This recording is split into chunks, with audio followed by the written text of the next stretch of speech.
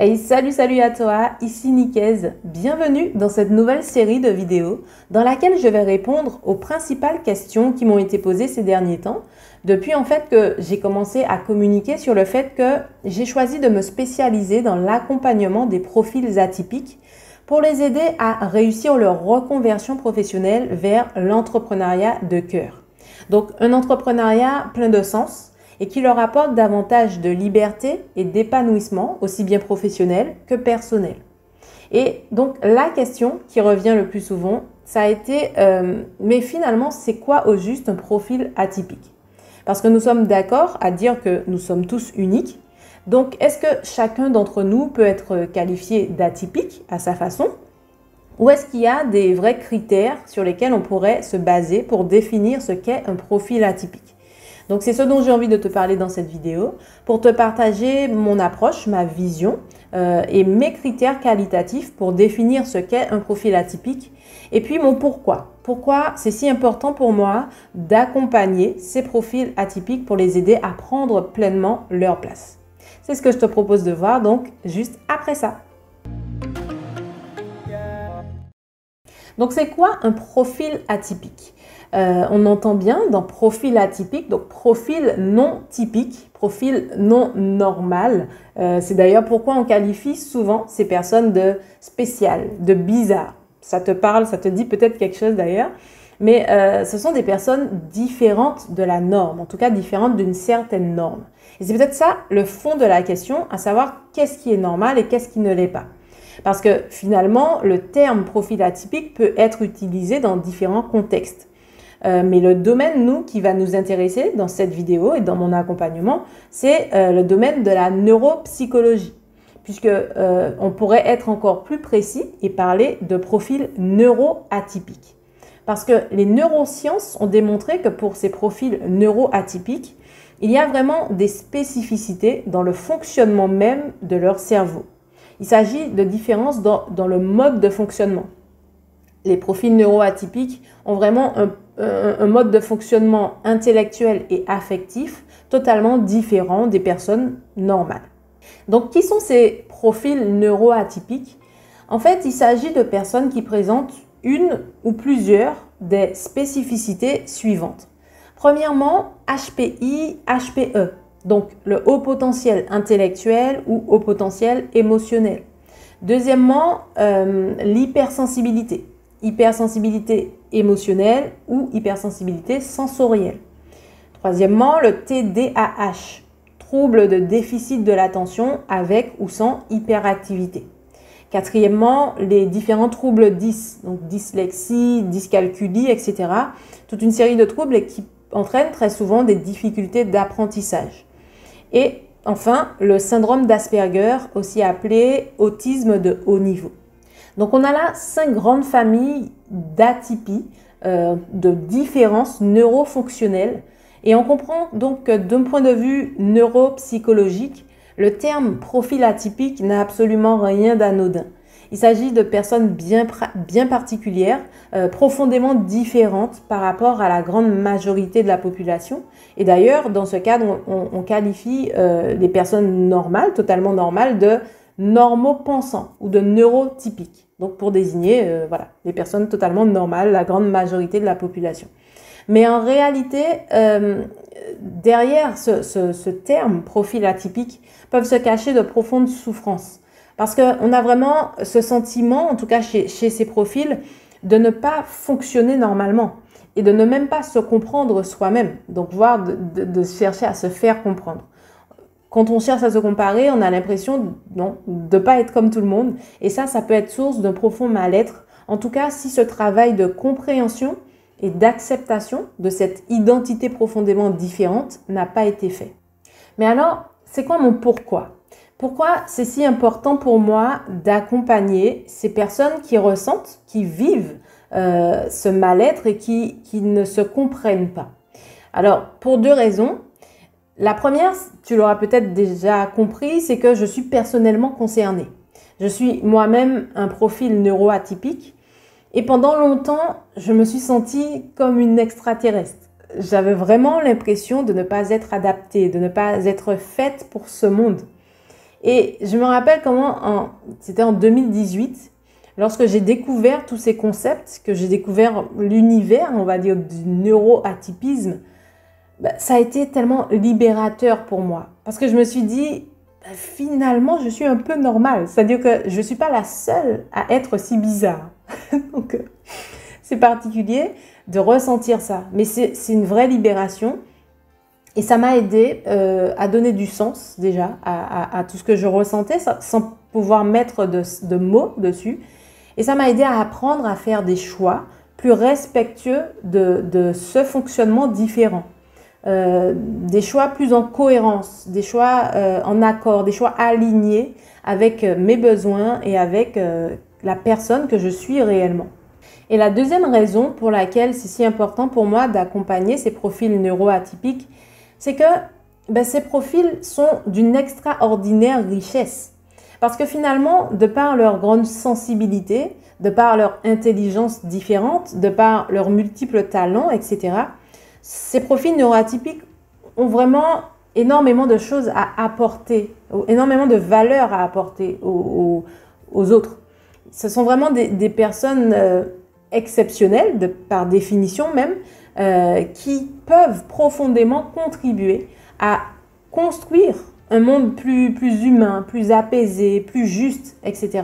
Mais pour cela, il faut vraiment qu'elles s'approprient, qu'elles apprennent à valoriser leur exceptionnalité et qu'elles arrivent à transformer toutes ces difficultés, tous ces inconvénients qui peuvent même être vécus comme des handicaps parfois, pour les transformer en véritables atouts à mettre au service de leur mission de vie. Donc, si toi qui me regardes, si tu es aujourd'hui à un moment où tu te poses des questions sur toi, sur ton fonctionnement et surtout sur le sens que tu souhaites donner à ta vie, sans chercher forcément à te poser une étiquette particulière à travers un diagnostic officiel, c'est pas du tout ça l'idée de cette vidéo. L'idée, c'est vraiment de t'aider à mieux te comprendre et surtout à trouver ta cohérence. Savoir si, oui ou non, tu te pressens atypique. Et si cette nouvelle grille de lecture t'aide à mieux te comprendre, mieux comprendre en fait certaines de tes réactions, certains de tes comportements, de tes expériences passées. Savoir si, oui ou non, cette notion d'atypisme ne serait pas par hasard la bonne voie pour toi, la bonne voie pour donner du sens à ce que tu ressens profondément, mais que tu as du mal à comprendre, à expliquer et donc à accepter. Donner du sens aussi à ce que tu vis peut-être difficilement aujourd'hui et qui semble si facile à vivre pour tous les autres. Et donc, là encore, tu te dis, mais j'ai un problème, je ne suis pas normale. Donner du sens aussi à la direction que tu as profondément envie de donner à ta vie, mais qui te fait peut-être terriblement peur aujourd'hui parce que pour toi, c'est de la folie. Là encore, ce n'est pas normal. Donc, pour t'aider à savoir si tu te ressens être un profil atypique, je vais partager avec toi 4 critères qualitatifs basés sur mon propre parcours de vie et sur mon étude, mon approfondissement de ce sujet pour t'aider à te faire une première idée. Et donc, le premier critère qualitatif pour t'aider à évaluer si tu te ressens comme étant un profil atypique, c'est de savoir si tu as souvent le sentiment d'être incompris. Ce sentiment d'être en décalage par rapport à ton entourage qui ne te comprend pas. Et bien souvent, très probablement même, ce sentiment de décalage, il est présent depuis l'enfance. Tu as toujours eu du mal à trouver ta place, à entrer dans le moule. Et toujours ce sentiment de ne pas savoir pourquoi en fait, de ne pas comprendre, du mal à te comprendre et donc à te faire comprendre des autres. Le deuxième critère à observer, c'est de savoir si tu as l'impression de devoir fournir énormément d'efforts pour t'adapter socialement. As-tu par exemple souvent besoin de te réfugier dans ta bulle, dans ton monde intérieur, pour te ressourcer et surtout pour puiser l'énergie pour affronter ce monde avec tous ces jugements et avec toutes ces petites cases, bien petites mais bien rigides aussi.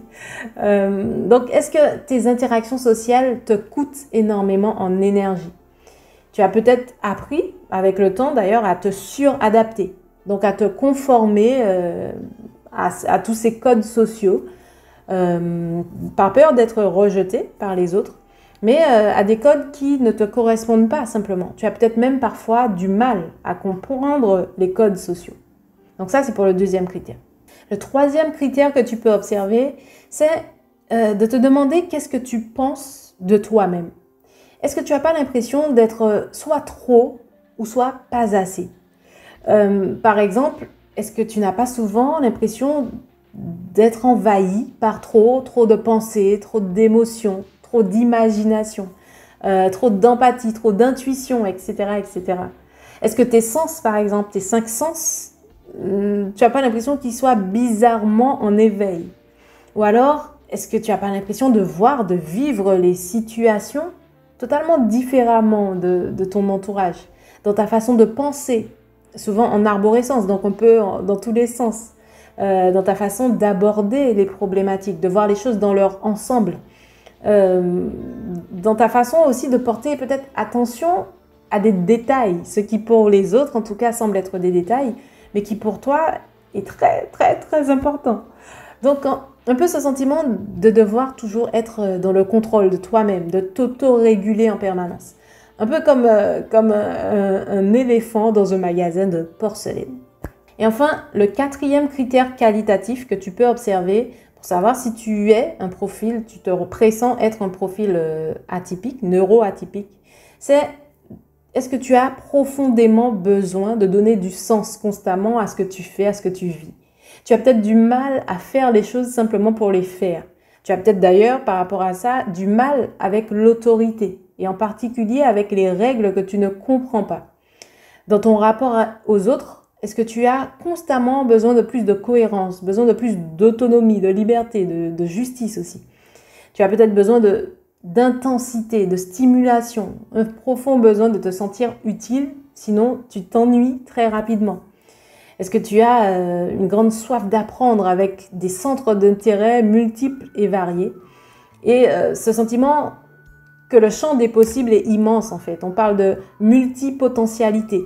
Tu te sens les capacités de faire beaucoup de choses, plusieurs choses différentes et tu as envie de faire tellement de choses. Et paradoxalement, face à ça, tu es une personne pleine de doutes. Tu te remets constamment en question et tu souffres peut-être d'ailleurs du syndrome de l'imposteur. Donc voilà les 4 principaux critères qualitatifs que tu peux observer, que tu peux évaluer pour te faire une première idée de savoir si oui ou non tu te sens, tu te reconnais, tu te sens concerné par cette notion de profil neuroatypique. Mais ce qu'il faut retenir, c'est que vraiment pour ces profils neuroatypiques, la tranquillité, l'insouciance, ce sont vraiment de grands défis. Les profils neuroatypiques sont plutôt des profils torturés. Ils se fatiguent d'eux-mêmes en fait, et tellement par rapport à l'intensité et la complexité qu'il y a à l'intérieur. Et donc voilà qui sont plus précisément les profils atypiques dont je parle et que j'accompagne. Dis-moi dans les commentaires si tu as des questions et ce que tu penses de cette grille de lecture, si ça t'aide à te sentir plutôt normal ou plutôt atypique. Et si tu te sens atypique et si tu as profondément envie de te réinventer, de te reconvertir dans une activité indépendante qui a du sens pour toi et qui te ressemble, tu trouveras dans la description de cette vidéo le lien vers ma formation offerte.